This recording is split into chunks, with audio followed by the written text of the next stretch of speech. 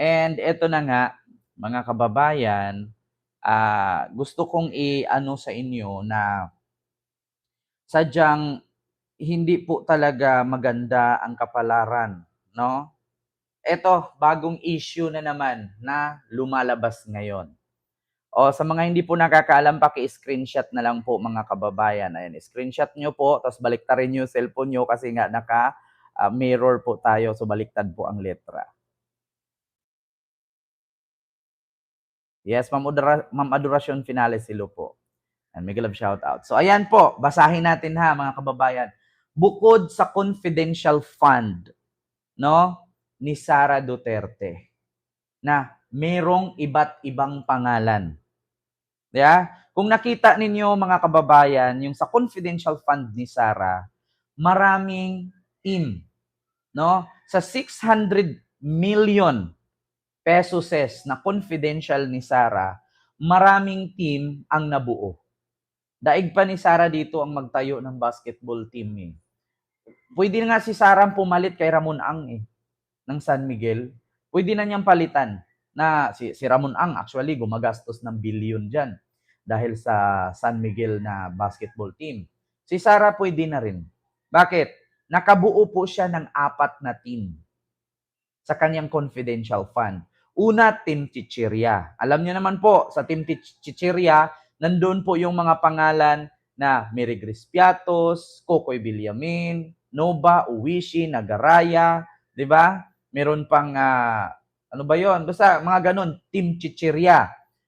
Sunod sa Team Chichirya, dumating na doon yung Team Dudong. Nakita nyo, si Dudong Barok, si Dudong Bunal, si Dudong tapos Manggimingo, ang tawag doon? Makimingo ba yon? Oo, tapos si Dudong Bunal, mga Team Dudong. Pwede na actually, sabi ko nga sa inyo, pwede na siyang magtayo ng basketball team, 4 na team. No? Sunod, pangatlo. Yung pangatlo dito, yung Team Maasim.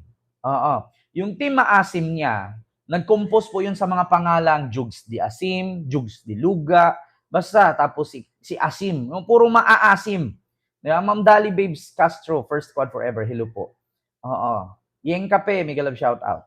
So, sunod doon, di ba? Una, Chichirya, pangalawa, Team Dudong, tapos pangatlo, Team Asim.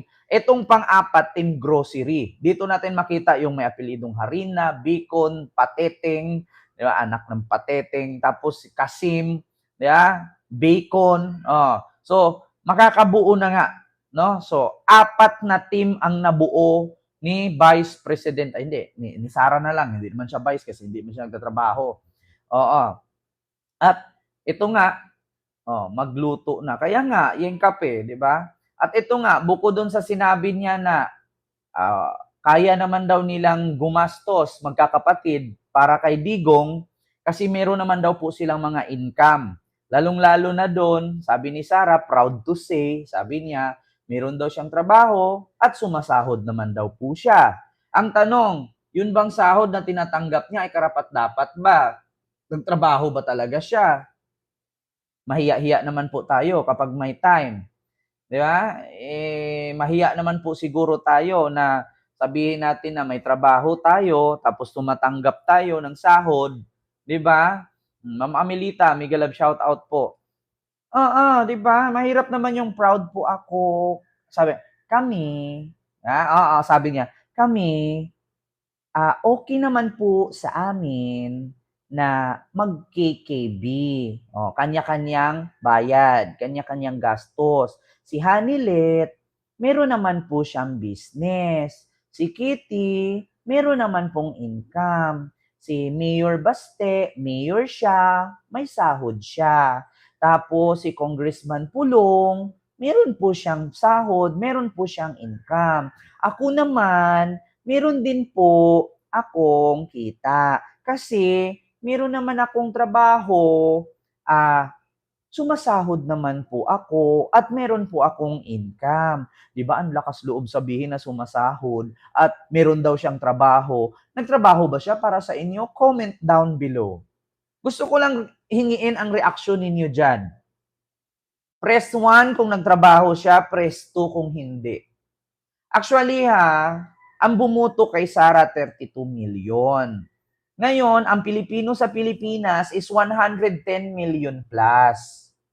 'Di ba? Press 1 kung nagtrabaho, press 2 kung hindi. O, napakadami, press 2. O, mag-rewind po kayo ha. Hindi po tayo naninira. Hindi naman po siguro bulag ang mga Pilipino. 'Di ba? 32 million ang bumuto sa kanya. Pero, ang tao po sa Pilipinas ay 110 million plus. So, ang 32 million lang ang serbisyuhan mo, much better siguro bumuo kayo ng sarili ninyong bansa na 32 million kayo lahat. Kasi ang Pilipino po sa Pilipinas ay 110 million po, mahigit. Oh, wala pang bagong release ang national ang statistic ngayon, 'di ba? So, malay natin baka 120 million na. Ngayon, hindi porket binuto ka ng 32 million ka Pilipino, ay yung 32 million lang ang serbisyuhan mo. Kumusta naman po ang natira sa 110 million Pilipino? I-deduct mo lang ang 32, medyo malaki pa po ang natira. Ngayon, yung natira sa 32 million, 110 million Filipino minus 32, yung natira nun, yung 192, 192, 32 million, hindi, kay Ma'am X in Blue para. Pang 192 likes daw siya. Mega love shout out po. 'Di ba mga kababayan, hindi naman po pwede na 32 million ang bumoto sa iyo, ay yung natira sa 110 ay ibabaliwala mo na lang. Much better siguro magbuo kayo ng sariling bansa sa West Philippine Sea. Bayaran ito na host. Bayaran naman talaga ako ni YouTube. Mahirap naman magyaw-yaw dito kung wala akong kita. Hindi ako binabayaran. Sino namang tanga magnegosyo na walang kita, di ba? Try mo magbenta, lahat ng puhunan mo panukli mo. Di ba? Biruin nyo mga kababayan, ito ha, itotal ko lang. 110 million ka mga Pilipino. I-minus natin yung 32 million mga kababayan. Meron pang 78 million Pilipino. Mahirap naman po siguro, mga kababayan, na ang 78 million Pilipino ay baliwalain mo na lang at yung 32 million lang ang asikasuhin mo at pagserbisyuhan mo. Kasi, tinalaga ka, okay lang naman kung ang tao sa Pilipinas ay 32 million lang. Yan lang, sir. Sa 32 million nga, hindi mo nga sinibisyuhan lahat. Sa 100% sa 32 million, parang 30% lang gawa mo eh. Yung 70%, puro ka lang gala. Diba? At ito na ngayon mga kababayan, without much ado, ladies and gentlemen. So meron tayong ilabas ngayon na bagong kwento, yung patungkol nga dito, bagong balita, patungkol nga dito sa DepEd. Bukod sa confidential fund niya na 600 million na may 4 na team na mga pekeng pangalan na mga walang record, meron pang issue si Sara. DepEd's 5.69 billion. Nako po. Malaki ito. Mas malaki pang 10 beses sa confidential fund niya, fund na 600 million. Diba? Kung sa confidential fund niya na may 4 na team, diba? Na 600 million, ito po, 5.69 billion. Ano nga ba ito? DepEd 5.69 billion feeding program flag with missing milk.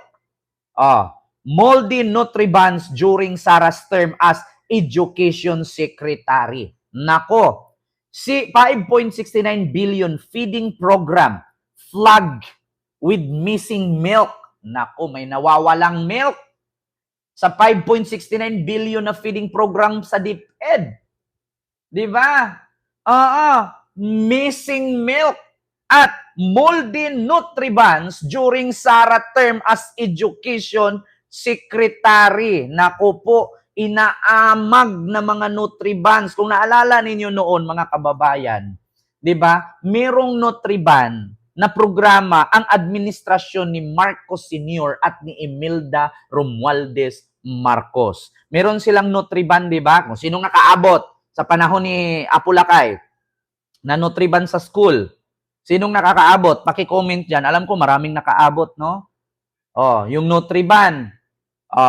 Dito, meron ulit Nutriban sa DepEd sa panahon ni Sara na 5.69 billion flagged with missing milk, moldy Nutribans. Inaamag. Di ba, Ma'am Maricel Amor? May kasamang gatas. So, binalik yon ng Administrasyong Marcos nung pagkaupo ni PBBM Jr.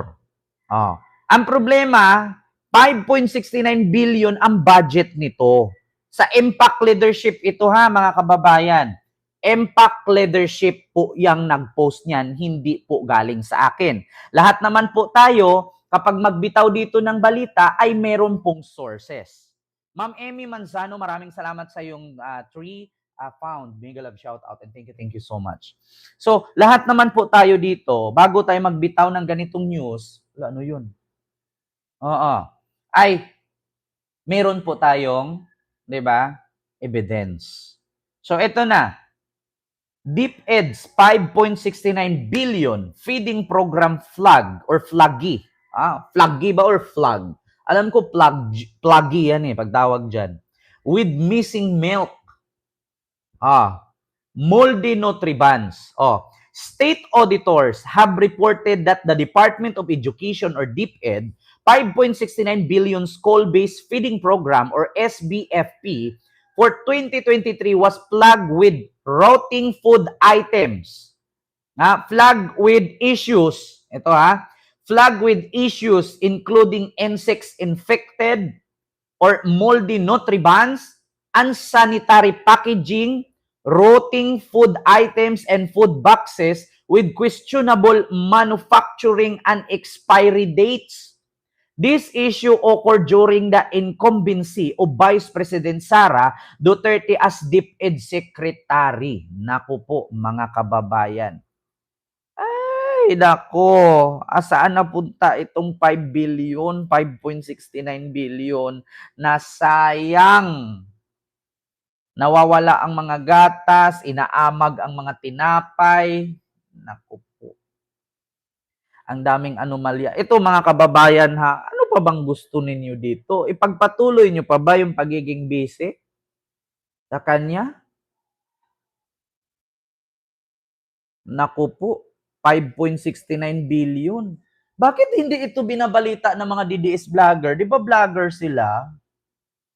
Di ba? Oo, biruin nyo Ito, Impact Leadership yan na news. Kahit i-search nyo sa Impact Leadership, lalabas yan. Hindi po yan ang galing. Ayan yung Facebook page, Instagram, Google, and Twitter. Impact Leadership. Diyos ko, ang dami na sana mga kabataan doon, lalong-lalo na sa probinsya at lalong-laro na sa